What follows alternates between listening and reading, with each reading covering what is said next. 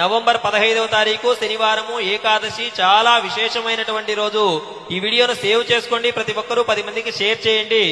ఈ రోజున వచ్చేటువంటి ఈ ఉత్పత్తి ఏకాదశి రోజున శ్రీ మహావిష్ణువు శరీరం నుండి ఒక కన్య జనిస్తుంది, ఆవిడే ఏకాదశి। ఆమె ద్వారానే మురాసురుణ్ణి వధించడం జరుగుతుంది।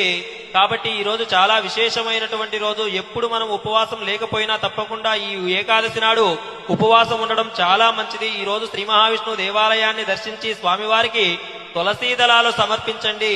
ఈ రోజు స్వామివారి మూలమంత్రమైనటువంటి ఓం నమో నారాయణాయ అనేటువంటి మంత్రాన్ని మీకు వీలైనన్ని సార్లు ఎక్కువగా జపిస్తూ ఉండండి, చాలా మంచి జరుగుతుంది। ఈ వీడియోను మీ బంధుమిత్రులందరికీ షేర్ చేయండి, దైవానుగ్రహం పేరుని ఎల్లవెల్లలా ఫాలో అవుతూ ఉండండి। ఓం నమో నారాయణాయ అని కామెంట్ చేసి వీడియోను లైక్ చేయండి మిత్రులారా। నవంబర్ 15వ తారీఖు శనివారము ఏకాదశి చాలా విశేషమైనటువంటి రోజు। ఈ వీడియోను సేవ్ చేసుకోండి, ప్రతి ఒక్కరూ 10 మందికి షేర్ చేయండి। ఈ రోజున వచ్చే